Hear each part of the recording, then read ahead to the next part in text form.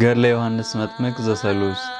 ንጉሥ ሄሮድስ በሞተ ጊዜ እነሆ የእግዚአብሔር መልአክ በግብፅ አገር ለዮሴፍ በሕልም ተገልጾ ታየው። እንዲህም አለው፣ እነሆ የዚህን ሕፃን ነፍስ የሚሹ ሙተዋልና ተነስተህ ሕፃኑና እናቱን ይዘው ወደ ምድረ እስራኤል ተመለስ አለው። ዮሴፍም ተነስቶ ሕፃኑና እናቱን ይዞ ወደ ምድረ እስራኤል ገባ። ልጅ ናዝራዊ ይባላል ተብሎ በነቢይ የተነገረው ቃል ይደርስ ይፈጸም ዘንድ መጥቶ ናዝሬት በምትባል አገር ተቀመጠ። ለሞት የፈልገው የነበረው የተረገመ ከሃዲ ሄሮድስ ከሞተ በኋላ ጌታችን ኢየሱስ ክርስቶስ ከእናቱ ከድንግል ማርያም ጋር ከምድረ ግብፅ ተመልሰው በናዝሬት ተቀምጦ ሳለ እነሆ የዕድሜ ባለጸጋ የሆነችው የዮሐንስ እናት ክብርት ኤልሳቤጥ አረፈች። ዮሐንስም በእናቱ በኤልሳቤጥ አስከሬን አጠገብ ተቀምጦ እንዲህ እያለ ያለቅስ ነበር። እናቴ ኤልሳቤጥ ሆይ ዝም ያልሽብኝ ዛሬ ያሳዘንኩሽ ነገር ምንድን ነው? እናቴ ኤልሳቤጥ ሆይ ያሳዘንኩሽን ሁሉ ይቅር በይኝ። ከዛሬስ ቀን በፊት መቼ ነው ዝም ብለሽኝ የነበረው? እናቴ ኤልሳቤጥ ሆይ አንዲት ቃል እንኳ አትመልሽልኝምን? ዛሬ ዝም ያልሽኝ ባንቺ ላይ የሰራሁት ክፉ ነገር ምንድን ነው? ስለ እናቱ መሞት ዮሐንስ እንደዚህ እያለ እያለቀሰ ሳለ የተሸሸገውን ሁሉ የሚያውቅ ጌታችን መድኃኒታችን ኢየሱስ ክርስቶስም የኤልሳቤጥን መሞት እናቱም ስለሞተችበት ዮሐንስ ብቻውን ከበረሃ ውስጥ ተቀምጦ እያለቀሰ መሆኑን አወቀ። ጌታችን ኢየሱስ ክርስቶስም የኤልሳቤጥን መሞት የወዳጁ ዮሐንስን ሐዘንና ማልቀስ ባወቀ ጊዜ እርሱም በናዝሬት ሆኖ ያለቅስ ጀመር። እመቤታችን ቅድስት ድንግል ማርያምም ልጇ ወዳጇ ሲያለቅስ ባየችው ጊዜ ልጄ ወዳጄ ሆይ ምን ሆንክ? ስለምንስ ታለቅሳለህ? ብላ ጠየቀችው። ጌታችንም ለእናቱ እንዲህ በማለት መለሰላት፣ እነሆ ወገንሽ የሆነችው ኤልሳቤጥ አረፈች፣ ዮሐንስንም ብቻውን ከበረሃ ውስጥ ተወችው። ዮሐንስም ሕፃን ስለሆነ የሚያደርገውን አጥቶ በእናቱ አስከሬን አጠገብ ከፊት ለፊቷ ተቀምጦ በመረረ ሐዘን ያለቅሳል። እናቴ ሆይ እኔም ዘመድሽ የሆነ የዮሐንስን ለቅሶ ስላወቅኩና የእርሱ ሐዘን ስለተሰማኝ የማለቅሰው ስለዚህ ነው አላት።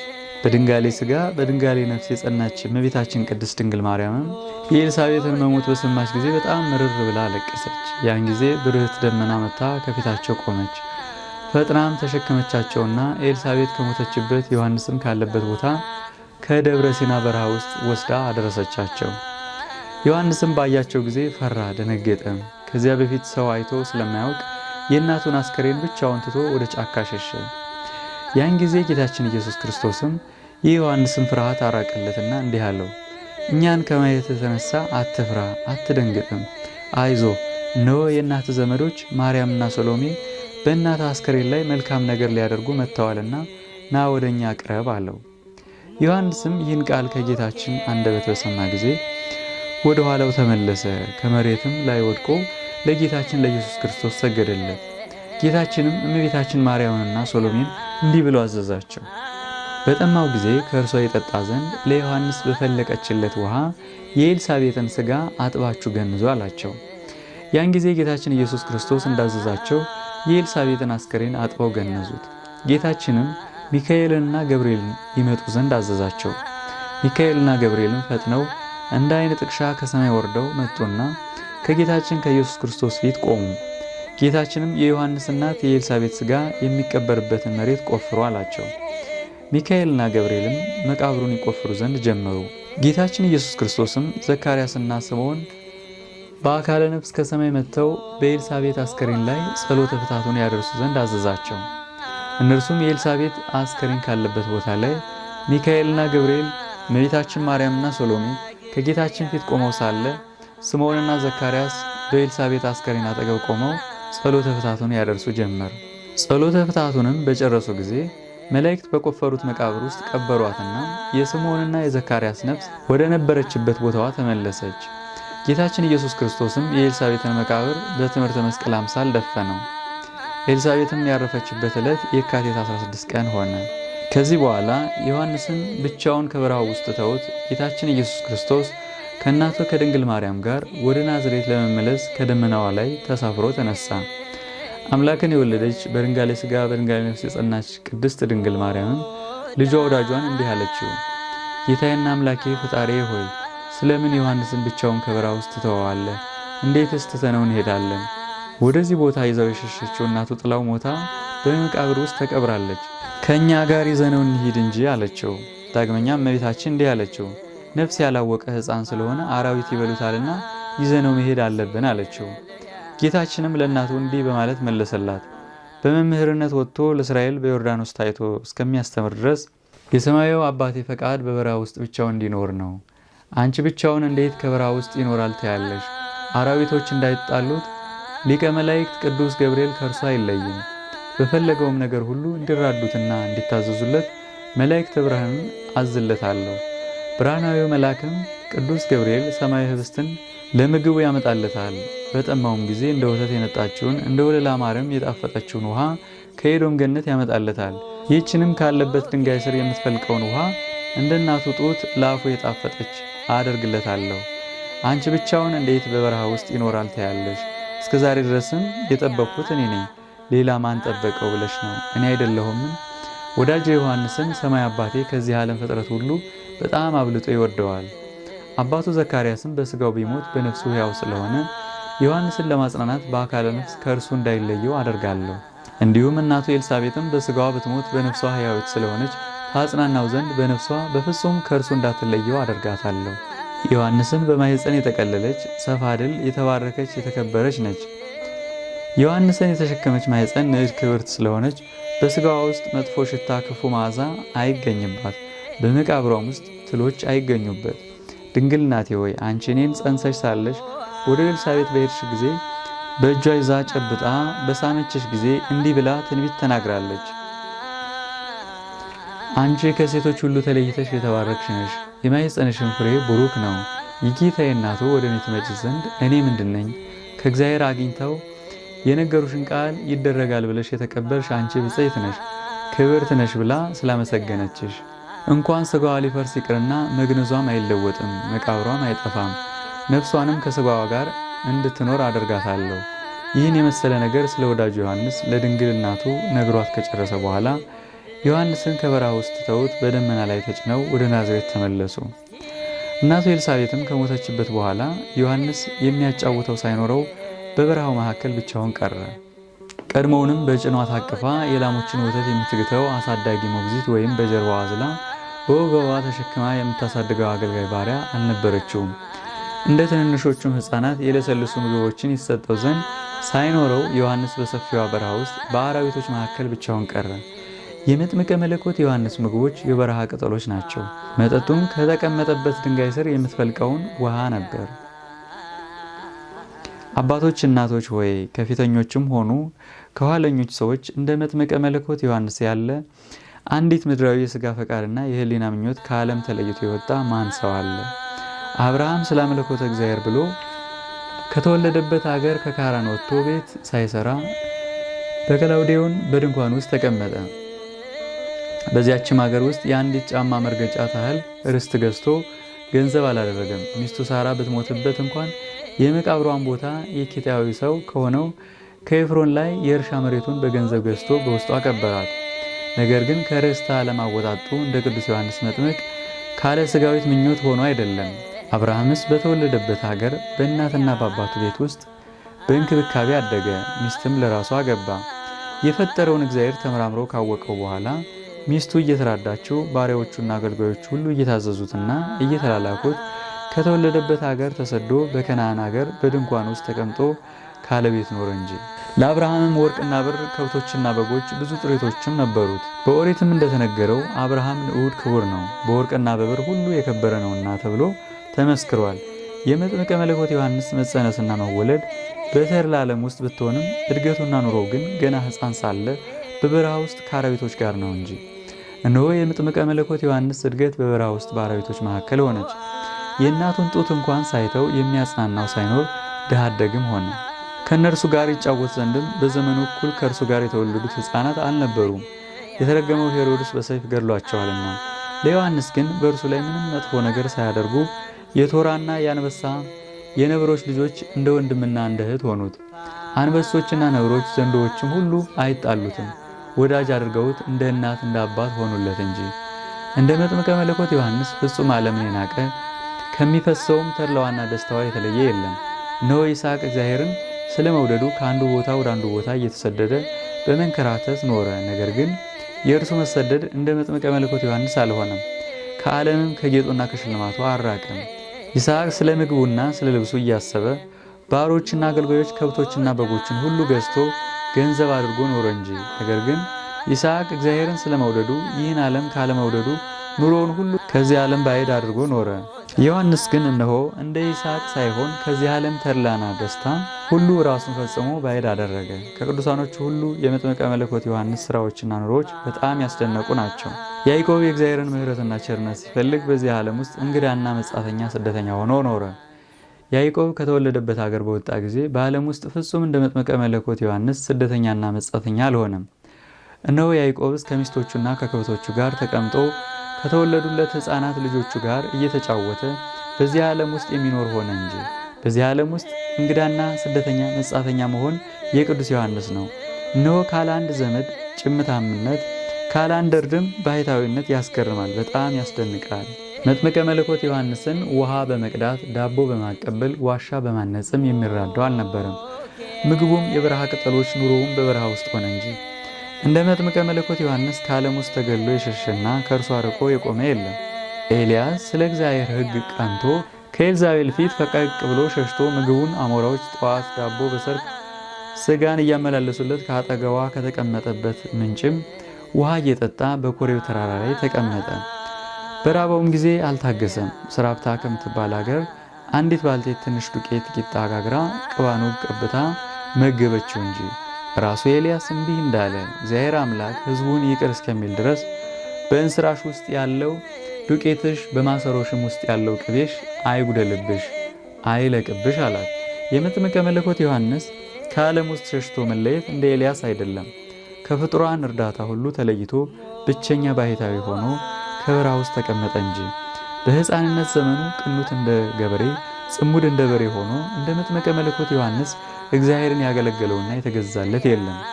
እናቱ ለእግዚአብሔር ብጽዕት አድርጋ የሰጠችው ሳሙኤል መጀመሪያ እናቱ በእንክብካቤ በቤቷ ውስጥ አሳደገችው። ከዚህ በኋላ ለእግዚአብሔር ይገዛ ዘንድ እናቱ ወደ ቤተ መቅደስ ወስዳ ሰጠችው።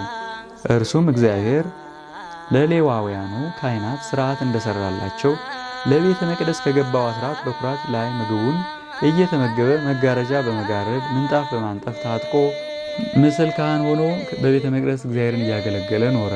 ነገር ግን የሳሙኤል ለእግዚአብሔር መገዛት እንደ መጥምቀ መለኮት ዮሐንስ ብቻውን ከበረሃ ውስጥ ተቀምጦ አይደለም። እናቱም በሕፃንነቱ ብቻውን ከበረሃ ውስጥ አልተወችውም። ሳሙኤልስ ከሰው መካከል ተቀምጦ እግዚአብሔርን እያገለገለ ኖረ እንጂ። ዮሐንስ የእናቱን ጡት ሳይተው ገና ሕፃን ሆኖ በጀርባዋ አዝላው እናቱ ኤልሳቤጥ ይዛው ወደ በረሃ ውስጥ ሸሽታ ሄደች። ዮሐንስ ምን እሰጠዋለሁ ብላ እናቱን ያሳዝንና ያስጨንቅ ዘንድ በራበውም ጊዜ አያለቅስም ነበር፣ በጠማውም ጊዜ እህቱን ያራራት ዘንድ አያለቅስም ነበር። እርሱ ግን ድሃ አደግ በመሆን የሰውን ሰውነት ከሚነጣጠቁት አራዊት መካከል ኖረ። ነገር ግን ሰውን ሁሉ የሚበሉ አራዊቶች ሁሉ እንደ ሕፃናት በፊቱ ሆነው ይጫወቱ ነበር። ዮሐንስ ለዓለም ከመገዛት ነፃ ሆነ፣ በፍቅሯም ገመድና ጠፈር አልተያዘም። ዮሐንስ ለማረፊያው ቤት ለመኝታውና ለመቀመጫው ሰሌን በመስራት አልደከመም። ዮሐንስ አንዲት ትልም የምትሆን የእርሻ መሬትን አላረሰም፣ አታክልትንም ውሃ ያጠጣ ዘንድ አልተጋም። ዮሐንስ በጎችና ከብቶችን ለመግዛት ገንዘብ ለማድረግ ተመኝቶ እነርሱን ለመጠበቅ አልፈቀደም። ዮሐንስ ሰብተው የታረዱት ሥጋ አልቀመሰም። ንጹሕ ካህን ለሆነው ለአባቱ ለዘካርያስ የመወለዱን ነገር ባበሰረው ጊዜም መልአኩ ቅዱስ ገብርኤል እንደመሰከረለት ሁሉ የሚያሰክረውንም የማያሰክረውንም የወይን ጠጅ አልጠጣም። ሰው ሁሉ እክንትፍ ብሎ ወደ ተፋው ምራቁ እንደማይመለስ ሁሉ ዮሐንስም ወደ ዓለም ተመልሶ አልገባም። ከሰው ወገን ምግቡን ያመጣለት ሳይኖር ዮሐንስ በበረሃ ውስጥ ብቻውን ተቀመጠ። ይመገባቸው ዘንድም የበረሃ እንስሳት አልታዘዙለትም፣ የሰማይ አዕዋፍም ምግቡን አላመጡለትም። ዮሐንስ ሰውነትን አለምልመው ስጋን አለስልሰው ገጽን ፊትን የሚያሳምሩትን የበረሃ ቅጠሎችንም አልተመገበም። አንበጣ የተባለችውን አንዲት ቅጠልና የጋጃ ማር ብቻ ይመገብ ነበር እንጂ። ዮሐንስ ከተቀመጠባት ከአንዲት ድንጋይ ስር ከምትፈልቀው ውሃ በስተቀር ከገደሎቹ ውስጥ ፈልቀው ከሚፈሱት ውሃዎች ሁሉ ፈጽሞ አልጠጣም። ዮሐንስ እህልም ሆነ ከእንጨት ፍሬዎች ከወይን ዘለላዎችም በአፉ ይቀምስ ዘንድ አልተመኘም። ዮሐንስ በዮርዳኖስ ወንዝ አጠገብ በሚቀመጥበት ጊዜ ከእርሱ ይበላ ዘንድ አሳ ያጠምድበት ዘንድ መረብ አላበጀም፣ ገንዘብም አላደረገም። አንበጣ ከተባለችው ከአንዲት የበረሃ ቅጠልና ከጣዝማ ማር በስተቀር ከሚበሉት ምግቦች ሁሉ ዮሐንስ ህርምተኛ ሆኖ የተለየ ነበር። እርሱ ግን በእግዚአብሔር እምነትና ተስፋ ብቻ ይቀመጥ ነበር እንጂ። አጥንቶቹም እንደ ገል ደርቀው ተንቋቁ። ቁርበቱም ደርቆ ከሰውነቱ ጋር ተጣበቀ። ከስጋውም ውስጥ ደሙ ፈጽሞ አለቀ። መጥምቀ መለኮት ዮሐንስ እነሆ በሕሊናውም በስጋውም ፍጹም ድንግል ሆነ። ከእመቤታችን ከማርያም ብቻ በስተቀር መጥምቀ መለኮት ዮሐንስን በድንግልና ስጋ በንጽሐ ሕሊና የሚበልጠው የለም። እመቤታችን ማርያም ስለ ቅድስናዋና ስለ ንጽህናዋ ጌታችን ኢየሱስ ክርስቶስ በማኅፀኗ ውስጥ አድሮ ከእርሷ ተወለደ። ዮሐንስም ንጽህናንና ቅድስናን ገንዘብ ስላደረገ ጌታችን በእርሱ እጅ ተጠመቀ። መጥምቀ መለኮት ዮሐንስን በዚህ ዓለም ያገኙትን መከራዎች ሲያስቡት በጣም አድርጎ ያሳዝናል፣ ፈጽሞ ያስተክዛል። እጹብ ድንቅ ነው። በሰማያት ያገኛቸውን ጸጋና ክብር ሲያስቡት ግን በጣም ያስደስታል። እንደ ንውሳ ጥጃም ያስፈነጫል፣ ያዘልላል። ሐዋርያው ቅዱስ ጳውሎስ ስለ እነርሱ እንዲህ በማለት ወደ ተናገረላቸው ነቢያት አይነ ልቦናዬን አነሳው አቀናው። እንግዲህ ምን እላለሁ? የጌዴዎንን፣ የባርቅን፣ የዮፍታሔን፣ የሶምሶንን፣ የዳዊትን፣ የሳሙኤልን፣ የሌሎችንም ነቢያት ነገር ልነግራችሁ ዘንድ ቀን ያጥርብኛልና። እነሆ በሃይማኖት ጸንተው ተጋደሉ፣ አለውያን ነገሥታትንም ድል አድርገው አሸነፉ፣ ዋጋቸውንም አገኙ። መልካም ትሩፋትንም ሰሩ፣ ተስፋቸውንም አገኙ። የአንበሶችንም አፍ ዘጉት፣ የእሳት ነበልባልንም አጠፉ። ከጦር ስለትም ዳኑ፣ በመከራቸውም ጸኑ። በሰልፍ ጊዜም በረቱ፣ የጠላቶቻቸውንም ጭፍሮች አሳደዱ። ሴቶችም እንደ ትንሣኤ ቀን ሕያዋን ሆኑላቸው። ሙታኖቻቸውን ወሰዱ፣ ይሙት በቃ ተፈረደባቸው፣ የሞቱትም አሉ። የምትበልጠውንም ሕይወት በሰማያት ያገኙ ዘንድ ከመከራው እንዲድኑ አልፈለጉምና ከእነርሱም ውስጥ የገረፏቸው፣ የዘበቱባቸው፣ አስረውም ያጋዟቸው አሉ። ከእነርሱም ውስጥ በመጋዝ የሰነጠቋቸው፣ በድንጋይም የደበደቧቸውና ወደ ገደል የወረወሯቸው፣ በሰይፍ ስለትም የገደሏቸው አሉ። ከእነርሱም ማቅ፣ የተልባ እግር፣ የፍየል ሌጦ ለብሰው በበረሃ እየዞሩ ተጨነቁ። በዓለም ውስጥም ተቸገሩ፣ መከራንም ተቀበሉ፣ ተራቡ፣ ተጠሙ። ዓለም የማይገባቸው እነዚህ ናቸው። ዱር ለዱር ተራራ ለተራራዎች ዋሻ ለዋሻ ፍርኩታ ለፍርኩታ ሁሉ ዞሩ፣ ተንከራተቱ። ሁሉም አምነው በሃይማኖት መከራን ተቀበሉ። እግዚአብሔርም ተስፋ ያደረገላቸውን መንግሥት አገኙ። እነሆ የእነዚህ ሁሉ ለእግዚአብሔር መገዛት እንደ ቅዱስ ዮሐንስ መጥምቅ አይደለም። በሕፃንነት ዘመናቸውም በእናታቸው ጭን ታቅፈው ሕዝበ ገዳምን አልታገሱም። እነርሱስ በእንክብካቤ በእናትና በአባታቸው ቤት ውስጥ አደጉ እንጂ። መጥምቀ መለኮት ዮሐንስ ግን እህል ሳይበላ ልብስም ሳይለብስ ከልጆችም ጋር ሳይጫወት ሰውን በልተው ከሚያጠፉ አራዊቶች መካከል ብቻውን ከበረሃ ውስጥ አደገ። ወንድሞች ሆይ እስኪ ልብ በማለት አስቡት። መጥምቀ መለኮት ዮሐንስን እናቱ ብቻውን በበረሃ ውስጥ ትታው ተለይተው በሞተችበት ጊዜ ማን ነው የደረሰለት? ያገኘውስ ነገር ምንድን ነው? እንዴት ሆኖ ይሆን? እናቱ ኤልሳቤጥ ስትቀበር በመቃብር ውስጥም አፈር ሲሞላባት ድንጋዮችም ሲጫኑባት በዓይኖቹ እንዳይመለከትና እንዳያይ መጥምቀ መለኮት ዮሐንስ ወዴት ተጠግቶ ተሸሽጎ ተሰውሮ ይሆን? ሕፃኑ ዮሐንስም በበረሃ ውስጥ በኃይለ መንፈስ ቅዱስ ጸንቶ አደገ። ለእስራኤልም በመምህርነት ተገልጾ እስከታየ ድረስ በምድረ በዳ ኖረ። የመረጠው እግዚአብሔርን በወደደው ጊዜ ከእናቱ ማኅፀን ውስጥ አወጣው፣ ከበረሃ ውስጥም ብቻውን እንዲኖር አደረገው። በበረሃውም ውስጥ ጊዜው በደረሰ ጊዜ በጸጋ መንፈስ ቅዱስ ጠራው፣ የልጁንም አምላክነት ገለጠለት። የወልድንም አምላክነት አውቆ በአፉም ክብሩን ለእስራኤል ያስተምር ዘንድ መረጠው። ዮሐንስም ያን ጊዜ ስጋዊ ደማዊ ሰዎችን ሁሉ አልተከተለም። ከዚህ በኋላ ዮሐንስ የዕድሜው ዓመታት 30 ዓመት በሆነው ጊዜ እርሱን ካሳደደው ከፊተኛው ሄሮድስ የሚያንስ ሕግን አፍራሽ የሆነ በይሁዳ ሀገር ሄሮድስ ነገሰ። ንጉሥ ሄሮድስም ሕግን አፍርሶ ንጉሥ ነኝ ማን ይቃወመኛል በማለት በስልጣኑ ተመክቶ በኃይሉና በጉልበቱ ቀምቶ የወንድሙን ሚስት አገባ። ንጉሡ ሄሮድስ የወንድሙ የፊልጶስን ሚስት ብቻዋን ተቀምጣ ባገኛት ጊዜ ክፉ መዓዛ እንዳላት መቃብር የመሰለች ሄሮድያዳ በዝሙት ምክሯ አጠመደችው። የከፋ የከረፋ መቃብር በመሰለው ዝሙታቸው ሁለቱም አንድ ሆኑ። ባጸየፈችው በዝሙት ምንጣፋቸውም ረከሱ። የተናቀችውን ክፉ ምግባራቸውንም ይተው ዘንድ ኃጢአታቸው በምትፈጸምበት መኝታቸው ላይም የሚቆርጥ ምሳር ተቃጣባት። ሌሊት በአንድነት ተኝተው ሳለ የእግዚአብሔር መልአክ ቅዱስ ገብርኤል በዘካርያስ ልጅ ቃልና አምሳል በዮሐንስ አንደበት ወደ ሄሮድስ ቤተ መንግሥት ውስጥ ገብቶ እንዲህ በማለት ዘለፋቸው።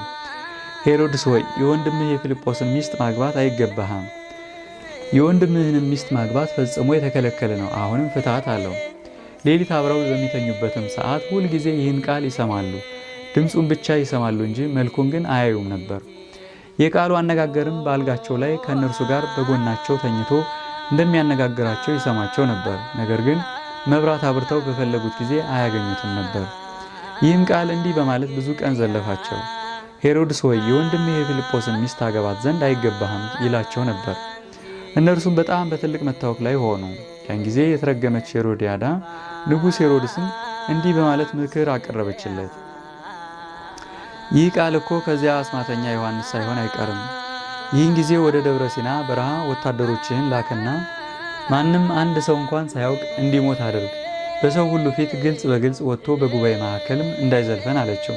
የዘማ ምክር የንጉሥ ሄሮድስን ልብ ደስ ስላሰኘው መጥምቀ መለኮት ዮሐንስን ይገሉት ዘንድ ጦር አስይዞ ጭፍሮቹን ወደ ደብረ ሲና በረሃ ላካቸው። የሄሮድስ ጭፍሮችም መጥምቀ መለኮት ዮሐንስን አግኝተው መግደል አልተቻላቸውም። ወደ ሄሮድስም ተመልሰው እነሆ ዮሐንስን አላገኘነውም፣ አጣ ነው ብለው ነገሩት። አለኝታውና ቤዛው መጠጊያው ተስፋው የሆነ የፈጠረው እግዚአብሔር ስለሚጠብቀው ዮሐንስን አግኝተው መግደል አልተቻላቸውም። ሄሮዲያዳም ስለ ዮሐንስ መጥምቅ አለመገኘት በሰማች ጊዜ ዳግመኛ ለንጉሥ ሄሮድስ እንዲህ ብላ ምክር አቀረበችለት። ሌሊት ወደ መኝታችን ቀርቦ ሲዘልፈን ሳለ በጥበባቸው ይይዙ ዘንድ ሁሉንም ጥበበኞችና ፈላስፋዎችን አምጣቸው። እነርሱም ባላቸው ጥበብና ኪን ይዘው ይሰጡናል፣ እኛም ገድለነው ከእርሱ እናርፋለን አለችው። ዮሐንስን ለመያዝ ብዙ ጥበብ ያላቸውና አስማተኞች ሁሉ መጡ። መጥምቀ መለኮት ዮሐንስን ለመያዝ ብዙ ቀን ደከሙ፣ አግኝተው ለመያዝ ግን አልተቻላቸውም። ይህች የተረገመችና የረከሰች ሄሮዲያዳ ይህን የግመል ወልጥ እንጂ የከበሩ ልብሶችን ሳይለብስ መብልና መጠጥ ሳያምረው ብቻውን በአራዊቶች መካከል በበረሃ ውስጥ የኖረውን የካህኑ የዘካርያስን የመካኗ የኤልሳቤጥን ልጅ ዮሐንስን ለመያዝ ወጥመድ አጠመደች። ከራስ ጸጉሩ አንዲቷ እንኳን መውደቅ የማይገባውን መጥምቀ መለኮት ዮሐንስን ይዛ ታስገድለው ዘንድ ፈለገችው። ነገር ግን የተረገመች ሄሮዲያዳ ነቢየ እግዚአብሔር ዮሐንስን አግኝታ ማስገደል አልተቻላትም። መጥምቀ መለኮት ዮሐንስ በአካለ ሥጋው ከበረሃ ውስጥ ተቀምጦ በአካለ ነፍሱ በመልአኩ በቅዱስ ገብርኤል አምሳል ቤተ መንግሥት ውስጥ ገብቶ ሳይፈራ ሳይቸር ንጉሥና ንግሥትን ይዘልፋቸው ነበር። ወንድሞቼ ሆይ እነሆ እጹብ ድንቅ ነው። በሥጋዋ በበረሃ ውስጥ ተቀምጣ ቤተ መንግሥት ገብታ ንጉሥና ንግሥትን የዘለፈችና የገሰጸች የመጥምቀ መለኮት ዮሐንስ ነፍስ ምን ትረቅ ምንስ ትደንቅ! እነሆ ክብርና አንክሮ ይገባታል። እነሆ ንጉሥ ሄሮድስ በይሁዳ አገሮችና አውራጃዎች ሁሉ ሰራዊቱን እየላከ መጥምቀ መለኮት ዮሐንስን አስፈለገው። ነገር ግን ከጌታው ፊት መንገድ ጠራጊ የሆነውን መጥምቀ መለኮት ዮሐንስን ማግኘት አልተቻለም። ለጌታችን 30 ዓመት ሊሞላው መንፈቅ ሲቀረው ለመጥምቀ መለኮት ዮሐንስ 30 ዓመት በሞላው ጊዜ በዚያን ወራት መጥምቀ መለኮት ዮሐንስ መንግሥተ ሰማያት ቀርባለችና ንስሐ ግቡ እያለ የዮርዳኖስ አውራጃ በምትሆን በይሁዳ ምድረ በዳ እየሰበከ በመምህርነት እያስተማረ ከበረሃ ወደ ዓለም መጣ። ዮሐንስን በግልጽ በሰው ሁሉ መካከል ማስተማር ጀመረ። በቤተ መቅደስ በይሁዳ በኢየሩሳሌም በዮርዳኖስ አውራጃ ያሉ ሰዎች ትምህርቱን ለመማር ቃሉን ለመስማት ወደ ዮሐንስ ይመጡ ነበር። እርሱም ኃጢአታቸውን አምነው እየተናዘዙ በዮርዳኖስ ወንዝ ሁሉንም ያጠምቃቸው ነበር። ጢባሪዮስ ቄሳር በነገሰ በ15 ዓመት ጴንጤናዊ ጲላጦስ የይሁዳ ገዥ ሆኖ ሳለ፣ ንጉሡ ሄሮድስም የገሊላ ገዥ ሆኖ ሳለ፣ ወንድሙ ፊልጶስ የኢዩጥሪያስና የጥራኮኒደስ ገዥ ሆኖ ሳለ፣ ሊሳኒዮስ የሰብላኔስ ገዥ ሆነው በነበሩበት ዘመን፣ ሐናና ቀያፋም የካህናት አለቆች በነበሩበት ወራት የእግዚአብሔር ቃል በምድረ በዳ ወደ ዘካርያስ ልጅ ወደ ዮሐንስ መጣ። ኃጢአት በሚሰረይበት ገንዘብ ለንስሐ በሚያበቃ ጥምቀትን እየሰበከ የዮርዳኖስን አውራጃ በምድረ በዳ ዞረ። በምድረ በዳ የሚጮህ አዋጅ ነጋሪ እነሆ ያለው የነቢዩ ኢሳይያስ የመጽሐፍ ቃል ይደርስ ይፈጸም ዘንድ፣ እርሱም የእግዚአብሔርን መንገድ ጥረጉ ጎዳናውንም አስተካክሉ ይላል። ጎድጓዳውም ሁሉ ይምላ፣ ተራራውም ኮረብታውም ሁሉ ይናድ ዝቅ ይበል፣ ሰንከል ካለውም ይስተካከል፣ የተስተካከለ ጥርጊያ ይሁን፣ ወጣ ገባውም መንገድ ይስተካከል፣ ሰው ሁሉ የእግዚአብሔርን ማዳን ይይ። የዮሐንስ ልብስ የገመል ልጥ ተታቶ ይለብስ ነበር። የወገቡም መታጠቂያ ቀለም የገባ ጠፍር ነው። ምግቡም የአንበጣ ቅጠልና የጣዝማ ማር ነበር። ዮሐንስም ሊያጠምቃቸው ወደ እርሱ የመጡትን ሰዎች እንዲህ አላቸው፣ እናንተ የእፉኝት ልጆች ሁሉ ከሚመጣው መቅሰፍት ታመልጡ ዘንድ ማን ነገራችሁ? እንግዲህ ለንስሐ የሚያበቃችሁን ነገር መልካሙን ሥራ ስሩ። አብርሃም አባታችን አለን እንደምትሉ አይምሰላችሁ። እግዚአብሔር ከእነዚህ ድንጋዮች ለአብርሃም ልጅ ማስነሳት እንደሚችል እነግራችኋለሁ። እነሆ አሁን ምሳር በዛፎች ላይ ተቃጥቷልና መልካም ፍሬ የማያፈራውን እንጨት ሁሉ ይቆርጡታል፣ ይቃጠልም ዘንድ ወደ እሳት ውስጥም ይጨምሩታል። እናንተም ጽድቅንና መልካሙን ሥራ ካልሰራችሁ ስለ ክፉ ሥራችሁ እንደዚህ ሁሉ ፈጣሪያችሁ ወደ ሲኦል እሳት ይጥሏችኋል። በውስጡም ትቃጠላላችሁ፣ ብዙ ስቃይና መከራም ያገኛችኋል አላቸው። ሕዝቡም ይህን ቃል ከአንደበቱ በሰሙ ጊዜ ከዚህ እንድን ዘንድ ምን እናድርግ ብለው ጠየቁት። ዮሐንስም እንዲህ በማለት መለሰላቸው፣ እነሆ 2 ልብስ ያለው 1 ልብስ ለሌለው ይስጥ፣ እህል ያለውም እህል ለሌለው ይስጥ አላቸው። ቀራጮችም ሊያጠምቃቸው ወደ እርሱ መጡና መምህር ሆይ ምን እናድርግ ብለው ጠየቁት። መልካም ነገር ስለ ጽድቅ አድርጉ፣ ስለ ጽድቅም ከታዘዛችሁት አትርፋችሁ አድርጉ ብዬ የማዛችሁ የለም አላቸው። ጭፍሮችም ወደ እርሱ መጥተው እኛስ ምን እናድርግ ብለው ጠየቁት። እርሱም በየገንዘባችሁ ኑሩ እንጂ ማንንም ማን አትቀሙ፣ አትበድሉ አላቸው። ያን ጊዜ ሕዝቡ ሁሉ ዮሐንስ ክርስቶስ እንደሆነ ብለው በልባቸው ውስጥ ያስቡ ነበር መሰላቸውም። አይሁድም አንተ ማን ብለው ይጠይቁት ዘንድ ካህናትና ሌዋውያን ከኢየሩሳሌም ወደ እርሱ በላኩ ጊዜ የዮሐንስ መጥምቅ ምስክርነቱ ይህ ነው። ዮሐንስም እርሱ ክርስቶስ አለመሆኑን አመነ እንጂ አልካደም። ወደ እርሱም ቀርበው እንዲህ በማለት ጠየቁት፣ አንተ ማነህ አሉት። አንተ ማነህ? አንተ ኤልያስ ነህን አሉት። አይደለሁም አለ። እንኪያስ አንተ ነቢይ ነህን አሉት። የለም አይደለሁም አላቸው። እንኪያስ አንተ ማነህ? ራስህንስ ማን ትላለህ? ልላኩንም እርግጡን እንነግራቸው ዘንድ አንተ ማን ነኝ ትላለህ አሉት። ዮሐንስም እንዲህ ብሎ መለሰላቸው፣ እኔ ነቢዩ ኢሳይያስ እንደተናገረው የእግዚአብሔርን መንገድ ጥረጉ እያልኩ በምድረ በዳ የሚሰብክ አዋጅ ነጋሪ ነኝ አላቸው። የተላኩትም ከፈሪሳውያን ወገኖች ስለነበሩ እንግዲያስ ክርስቶስን ካልሆንክ ወይንም ነቢዩ ኤልያስን ካልሆንክ ወይንም ከነቢያት አንዱን ካልሆንክ ለምን ታጠምቃለህ ብለው ጠየቁት። ዮሐንስም መልሶ እንዲህ አላቸው፣ እኔ በውሃ አጠምቃችኋለሁ፣ ነገር ግን እናንተ የማታውቁት እነሆ በመካከላችሁ ቆመዋል። ከኔ በኋላም የሚመጣው እርሱ ከኔ በፊት የነበረው ነው። እኔ የጫማውን ጠፍር ማሰሪያ ልፈታለት እንኳን የማይቻለኝ እርሱ በመንፈስ ቅዱስ በእሳት ያጠምቃችኋል። እነሆ አውድማውን የሚያጠራበት መንሽ በእጁ አለ። ስንዴውንም ከገለባው ለይቶበት በሬቅ በጎተራ ይሰበስባል፣ ገለባውን ግን በማይጠፋ እሳት ያቃጥላል። ዮሐንስም ለሕዝቡ ያስተማራቸውና የመከራቸው የገሰጻቸው ብዙ ነገር አለ። ዮሐንስ ያጠምቅበት በነበረው በዮርዳኖስ ማዶ በቤተ ራባ በቢታንያ እንዲህ እያለ ክርክር ሆነ። ከዚህ በኋላ ጌታችን ኢየሱስ ክርስቶስ ለደቀ መዛሙርቱ መንግሥተ ሰማያት እንደቀረበች እወቁ፣ ሰፊዋን መንገድ ተዋት፣ በጠባቧን መንገድ ሂዱ፣ የተጠሩት ብዙዎች ናቸው፣ የሚገቡት ግን ጥቂቶች ናቸው አላቸው። ያን ጊዜ ዮሐንስ ከእስራኤል ልጆች ወደ እርሱ የመጡትን ሁሉ በዮርዳኖስ ወንዝ ያጠምቃቸው ነበር። ዮሐንስም ተማሪዎቹን እንዲህ አላቸው፣ እነሆ ገና በእናቴ ማኅፀን ውስጥ ሳለሁ ሰውን ሁሉ በንጽሕና በዮርዳኖስ ወንዝ አጠምቅ ዘንድ እግዚአብሔር አዞኛል። ቀዝቃዛውም ውሃ በእሳት እንዳፈሉት የሞቀና ያቃጠለ በሆነ ጊዜ የዮርዳኖስም ወንዝ ወደ ኋላው ተመልሶ ሲሸሽ ባየሁም ጊዜ ነቢያት ስለ እርሱ ትንቢት የተናገሩለት የዓለሙን ኃጢአት የሚደመስስና የሚያስወግድ የእግዚአብሔር በግ ወደዚህ ዓለም እነሆ መጣ፣ ከእኔ ዘንድም ለመጠመቅ ይመጣ ዘንድ አለው አለ። ከዕለታት አንድ ቀን ዮሐንስ ሕዝቡን እያጠመቀ ሳለ ውሃው በእሳት እንዳፈሉት ሆነበት። ዮርዳኖስም ወደ ኋላው ተመልሶ ሲሸሽ አየው፣ ተመለከተው። ውሃውን ባቃጠለው ጊዜ እርሱም እጁን ከውሃው ውስጥ አወጣ። በማግስቱም ዮሐንስ ጌታችን ኢየሱስ ክርስቶስ ወደ እርሱ ሲመጣ አይቶ እንዲህ አለ፣ የዓለሙን ኃጢአት የሚያስወግድና የሚያስተሰርየው የእግዚአብሔር በግ እነሆ ይህን ነው እላችኋለሁ። ከእኔ በፊት የነበረው ሰው ከእኔ በኋላ ይመጣል ብዬ ነገርኳችሁ ይህ ነው፣ እርሱም ከእኔ በፊት የነበረው ነው። እኔ አላውቀውም ነበር፣ ነገር ግን እስራኤል እንዲያውቁት ስለዚህ እኔ በውሃ ላጠምቃችሁ መጣሁ። በማግስቱ ደግሞ ዮሐንስ ከሁለቱ ደቀ መዛሙርቱ ጋር ቆሞ እንዳለ ጌታችን ኢየሱስ ክርስቶስ ሲሄድ አይቶ የዓለሙን ኃጢአት የሚያስወግድና የሚደመስስ የእግዚአብሔር በግ እነሆ አለ። ሁለቱም ደቀ መዛሙርቱ ዮሐንስ እንዲህ ሲል ሰምተው ጌታችን ኢየሱስ ክርስቶስን ተከተሉት። ያን ጊዜ ጌታችን ደቀ መዛሙርቱን ኑ ወደ ዮርዳኖስ እንሂድ አላቸው። እነርሱም በኢየሩሳሌምና በዮርዳኖስ መካከል እስካለችው እስከ ቢታንያ ድረስ አብረው ከእርሱ ጋር ሄዱ። በአልዓዛርም ቤት ውስጥ አደሩ። ዳግመኛም ጌታችን እንዲህ አላቸው፣ መንገዴን በመጥረግ በምድረ በዳ አዋጅ ነጋሪ ሆኖ ወደሚሰብከው ቃሉን ትሰሙ ዘንድ ኑ ወደ ዮርዳኖስ ወንዝ እንሂድ። በነገሥታቱ ንጉሥ ፊትም እንደ ነጋሪት ጮኾ አሰምቶ ወደሚያስተምር ወደ ምድረ በዳው ብርሃን ኑ እንሂድ። በእኔ ስም አሰምቶ ወደሚያስተምረው ወደ በረሃው ኮከብ ኑ እንሂድ። እውነት እውነት እላችኋለሁ ሴቶች ከወለዱ ሁሉ ዮሐንስ መጥምቅን የሚበልጠው የለም፣ ሥራውም እንደ ነቢዩ ኤልያስ ነው። በመንግሥቱ ግን በሥጋው ልደት የሚያንሰው ይበልጠዋል። ክፉውን አውሬ ቀጥቅጬ የዲያብሎስን ሥልጣን ሽሬ በውሃ ውስጥ አጠፋ ዘንድ ኑ ዛሬ ወደ ዮርዳኖስ እንሂድ። ዮርዳኖስም ዛሬ ታየኛለች፣ ወደ ኋላዋም ትሸሻለች። ሰማይና ምድርም ደስ ይሰኛሉ። እነሆ ዛሬ በአምሳሌ የፈጠርኩትን አዳምን አድሰዋለሁ፣ የሔዋንንም ኃጢአት ደምስሼ አስወግዳለሁ። እነሆ የባሕርይ አምላክነቴን እገልጽላችኋለሁ። የመንፈስ ቅዱስንም ኃይል አሳይቻችሁ የሰማይ አባቴንም ቃል አሰማችኋለሁ። ዛሬ ተራሮችና ኮረብታዎች ሁሉ እንደ በጎች ጠቦቶች በደስታ ይዘላሉ። አሕዛብም ሁሉ በእጃቸው እያጨበጨቡ ደስ ይሰኛሉ። መካን የነበሩት የኤልሳቤጥና የዘካርያስ ልጅ ዛሬ በዮርዳኖስ አይቶኝ በልቡ ደስ ይሰኛል። የልብ ሕመምተኞች ሁሉ ዛሬ ይፈወሳሉ። በአምሳሌና በአርአያዬ የፈጠርኳቸውን ዛሬ ሳድናቸው በጨለማና በሞት ጥላ ስር ላሉትም ዛሬ ብርሃን ይመጣላቸዋል። እነሆ ሰማያትም ሲከፈቱ ሰማይ አባቴም ዛሬ ስለ እኔ ሲመሰክር ቃሉን ትሰማላችሁ።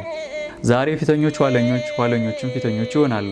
እነሆ እኔንም ማን እንደሆንኩ ከየትስ እንደመጣሁ አውቃችሁት ትረዳላችሁ።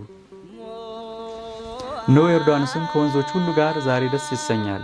እነሆ ዛሬ መራራው ውሃ ጣፋጭ ውሃ በሆነ ጊዜ ፀሐይ 7 እጅ ብርሃኗን ትሰጣለች። የተጠሙትም ከጣፋጩ ውሃ ጠጥተው ይረካሉ። እግዚአብሔር የሰራት ቀን ይህች ናት፣ ሐሴትም እናድርግ በእርሷም ደስ ይበለን ብሎ ዳዊት እንዳመሰገናት በዚህ ትልቅ ቀን ያረጁትን ፍጥረቴን ሁሉ ዛሬ አድሳቸዋለሁ። በዚያን ቀን ጌታችን ኢየሱስ ክርስቶስ በዮሐንስ እጅ በዮርዳኖስ ወንዝ ያጠምቀው ዘንድ ከገሊላ ወደ ዮርዳኖስ ወደ ዮሐንስ መጣ። ጌታችንም ይህን ቃል ለደቀ መዛሙርቱ ነግሯቸው ከጨረሰ በኋላ በዮሐንስ እጅ በዮርዳኖስ ውስጥ ለመጠመቅ መንገድ መሄድ ጀመረ። ዮሐንስም በእርሱ ላይ አድሮበት ባለችው በመንፈስ ቅዱስ ጸጋ ጌታችን ኢየሱስ ክርስቶስ ወደ እርሱ ሲመጣ ባየው ጊዜ አሰምቶ ጮኸ። በታላቅ ቃልም አሰምቶ እንዲህ አለ፣ እኛን ለማዳን የመጣው የእግዚአብሔር በግ እነሆ። ነቢያትም ስለ እርሱ ትንቢት የተናገሩለት ንጉሠ ነገሥት ይህ ነው። ዘካርያስም ነውርና ነቀፋ የሌለበት ዋሂድ የእግዚአብሔር ልጅ ብሎ ስለ እርሱ ትንቢት የተናገረለት ይህ ነው። በእውነት ተቀዳሚና ተከታይ የሌለውና ለመንግሥቱም ፍጻሜ የሌለው አምላክ ይህ ነው። ዮሐንስም ይህን ቃል እየተናገረ ሳለ ጌታችን ኢየሱስ ክርስቶስ ዮሐንስን ጠርቶ እንዲህ አለው፣ ዮሐንስ ሆይ ስለ እኔ የተጻፈውን ሕግ ሁሉ ትፈጽም ዘንድ እነሆ ይገባሃል። እነሆ ባየኸው ሁሉ ምስክር ትሆን ዘንድ በአንተ እጅ የምጠመቅበት ጊዜ ስለደረሰ አጥምቀኝ አለው። ዮሐንስም ለጌታችን እንዲህ ብሎ መለሰለት፣ ወደ አንተ መጥቼ መጠመቅ ለእኔ ይገባኛል እንጂ እኔ ባሪያ ሆኜ ሳለሁ በእኔ እጅ ትጠመቅ ዘንድ ስለምን ወደ እኔ መጣ? አንተ ጌታ ሆነ ይህ ነገር ፈጽሞ አይገባም አለው። ጌታችንም ዮሐንስ ሆይ በአንተ እጅ ስለመጠመቄ ደስ መሰኘት ይገባሃል። ዮሐንስ ሆይ እወቅ፣ አትፍራም። አንተ እጅህን በራሴ ላይ ታኖራለህ፣ ሰውነቴንም እኔ አጠምቃታለሁ። እነሆ አንተ እጅህን በራሴ ላይ ታኖራለህ፣ እኔ ሰውነቴን እቀድሳታለሁ። ዮሐንስ ሆይ እምቢ አትበለኝ። እነሆ ነቢያት ስለ እኔ የተናገሩትን ሕግና ትእዛዝን ሁሉ ልፈጽም መጥቻለሁና አለው። ጌታችንም ይህን ቃል ለዮሐንስ ነግሮት ከጨረሰ በኋላ ወደ ዮርዳኖስ ውሃ ውስጥ ገባ። ያን ጊዜ ዮርዳኖስ 40 ክንድ ወደ ኋላው ተመልሶ ሸሸ። ውሃውም በእሳት እንዳፈሉት ሆነ። በጸናችው የጥበቡ ኃይል አዳምን ከነልጆቹ ለማዳን ወደዚህ ዓለም ከመጣው ከጌታችን ፊት ዮርዳኖስ ስለመሸሿና ወደ ኋላዋ ስለመመለሷ ነቢዩ ዳዊት ይህን ትንቢት ተናገረ። አቤቱ ውሆች አዩ፣ ውሆችም አይተው ፈሩ። አንቺ ባህር የሸሸሽው፣ አንቺም ዮርዳኖስ ወደ ኋላው የተመለስሽው ምን ሆናችኋል? ወንጌላዊ ዮሐንስም እውነት እውነት እላችኋለሁ ዮርዳኖስ ከጌታችን ፊት ወደ ኋላው ተመልሶ ሲሸሽ በዓይኖቼ እነሆ እኔ ራሴ አይቻለሁ ተመልክቻለሁም አለ። ያን ጊዜ ጌታችን ዮርዳኖስን እንዲህ በማለት ገሰጸው፣ ዮርዳኖስ ሆይ በጥምቀቴ ጊዜ አትሸሽ፣ ባለህበት ቦታም ተመልሰህ ቆም አለው። ጌታችንም ይህን ቃል በተናገረው ጊዜ የነቢዩ ዳዊት ትንቢት ይደርስ ይፈጸም ዘንድ ውሃው ወደ ቦታው ተመልሶ ቆመ። ከጌታችንም ፊት ወድቆ ሰገደለት። ዮሐንስም ዮርዳኖስ ወደ ኋላዋ ተመልሳ መሸሿንና በጌታችን ትእዛዝ ወደ ቀድሞ ቦታዋ ተመልሳ ከጌታችን ፊት ስትሰግድ ባየና በተመለከተ ጊዜ ፈራ፣ ደነገጠ፣ ታላቅ መንቀጥቀጥም አደረበት። ዮሐንስም ከጌታችን ከኢየሱስ ክርስቶስ ፊት ሰገደለት፣ እንዲህም አለው፣ አቤቱ ጌታዬና ፈጣሪዬ ሆይ እኔን ባሪያህን የሴት ባሪያህንም ልጅ ይቅር በለው፣ እጁንም በራስ ላይ ያኖር ዘንድ አታስገድደው። ጌታውና ፈጣሪውም ለአገልጋዩና ለባሪያው ራሱን ዝቅ ማድረግ አይገባውም። ባሪያውና አገልጋዩም የጌታውን ሥራ መስራት አይገባውም። እነሆ አንተ ጌታዬና ፈጣሪዬ ነህ፣ እኔ አገልጋይ ባሪያህ ነኝ። አንተ ንጉሥ ነህ፣ እኔ ታዛዥ አገልጋይ ነኝ። አንተ ፈጣሪ ነህ፣ እኔ ፍጡር ነኝ። አንተ ኃያል ሰማያዊ ነህ፣ እኔ ደካማ ምድራዊ የሰው ልጅ ነኝ። ይህ ሥራ እንደምን ይሆንልኛል? አቤቱ ጌታዬ ሆይ ይህን ሁሉ ደካማነቴን ተመልክተህ እጁን በራስ ላይ ያኖር ዘንድ ባሪያህን አታስገድደው አለው።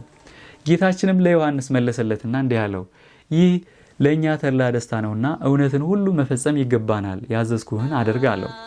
ዮሐንስም እነሆ እኔ ካንተ ልጠመቅ እሻለሁ፣ አንተ ወደ እኔ ትመጣለህን ብሎ አይሆንም አለው። ጌታም አንድ ጊዜ ቢጠመቅ እንጂ ሁለተኛ አይጠመቅምና በሰውነቱ ቢጠመቅ እንጂ በአምላክነቱ አይጠመቅምና ጌታችንም ለዮሐንስ መለሰለትና ዳግመኛ እንዲህ አለው፣ አንድ ጊዜ ተው፣ ይህ ለኛ ተድላችን ነውና አንተም መጥምቀ መለኮት ተብለህ ክብርህ ይነገራልና እኔም በባሪያዎች ተጠመቀ ተብዬ ትሕትናዬ ይነገራልና አለው። ጌታችን ኢየሱስ ክርስቶስም ለዮሐንስ ይህን ቃል ካለው በኋላ ዮሐንስም ተወው። ዮሐንስም ለጌታችን እንዲህ በማለት መለሰለት፣ የአብም ስም በአንተው አለ፣ የወልድ ስም ራስህ ነህ፣ የመንፈስ ቅዱስም በአንተው ሕልው ሆኖ አለ። ሌላውን በአንተ ስም አጠምቃለሁ፣ አንተም በማን ስም አጠምቃለሁ አለው። ጌታም ዮሐንስን እንዲህ እያልክ አጥምቀኝ አለው። እንደ መልከ ጼዴቅ ሹመት የዓለሙ ካህን ብርሃንን የምትገልጽ የአብ የባሕሪ ልጅ አቤቱ ይቅር በለን፣ የዓለምን ኃጢአት የምታስወግደው የእግዚአብሔር በግ ይቅር በለን እያልክ አጥምቀኝ አለው። ከዚህም ነገር በኋላ ጌታችንም ዮሐንስን ጠራውና ዮሐንስ ሆይ ወደ እኔና ወደዚህ ቀርበ ፈጥነህ አጥምቀኝ አለው። ከዚህም በኋላ ጌታና ዮሐንስ ወደ ዮርዳኖስ ውሃ ውስጥ ገቡ። ባሕረ ዮርዳኖስም እኩሉ ወደ ቀኝ እኩሉ ወደ ግራ ሸሸ። ባህር አየችህ ሸሸች፣ ዮርዳኖስም ወደ ኋላው ተመለሰ ያለው የነቢዩ የዳዊት ቃል በዚያ ጊዜ ደረሰ ተፈጸመ። ጌታችንም ዮርዳኖስን እንዲህ ብሎ ገሰጸው፣ ዮርዳኖስ ሆይ በጥምቀቴ ጊዜ አትሽሽ፣ ወዳለህበት ቦታ ተመልሰ ቁም አለው። ከዚህም በኋላ ዮርዳኖስ ወደ ቀደመው ቦታው ተመልሶ ቆመ። ውሆቹም ፈልተው በጌታችን ራስ ላይ ፈሰሱ። ያን ጊዜ ዮሐንስ ጌታችን ኢየሱስ ክርስቶስን ጥር 11 ቀን ከሌሊቱ በ10 ሰዓት አጠመቀው። ጌታችን ኢየሱስ ክርስቶስም ከተጠመቀ በኋላ ከውሃ ውስጥ ወጣ። ዮሐንስም ሰማያት ሲከፈቱለት መንፈስ ቅዱስም በርግብ አምሳል ወርዶ በራሱ ላይ ሲቀመጥ አየ። አብም ከሰማይ ሆኖ እነሆ የምወደው በእርሱ ደስታዬን የሚገልጽበት ልጄ ይሄ ነው ብሎ ሲመሰክርለት ዮሐንስ ተመለከተ አየ። ዮሐንስም እንዲህ ብሎ ምስክርነቱን ተናገረ፣ መንፈስ ቅዱስ ከሰማይ ወርዶ በራሱ ላይ ሲቀመጥ አየው፣ ተመለከቱ። እኔ የማውቀው አልነበርኩም፣ ነገር ግን በውሃ እንዳጠምቅ የላከኝ እርሱ ባየው ላይ መንፈስ ቅዱስ በራሱ ላይ ይወርዳል፣ በመንፈስ ቅዱስም የሚያጠምቅ እርሱ ነው አለኝ። እኔ ራሴ አይቻለሁ፣ የእግዚአብሔር ልጅም እንደሆነ ምስክሩ እኔ ነኝ። ዮሐንስም ስለ ጌታችን እያስተማረ በእውነት መሰከረ። ከዚህ በኋላ ጌታችን ኢየሱስ ክርስቶስን የራሱ ፈቃድ ከዲያብሎስ ሲፈተን ዘንድ ወደ ምድረ በዳ ወሰደው። የመጥምቀ መለኮት ዮሐንስ ጸሎትና በረከት የአማላጅነቱ ቃል ኪዳን ከሁላችን ጋር ይሁን ለዘላለሙ አሜን።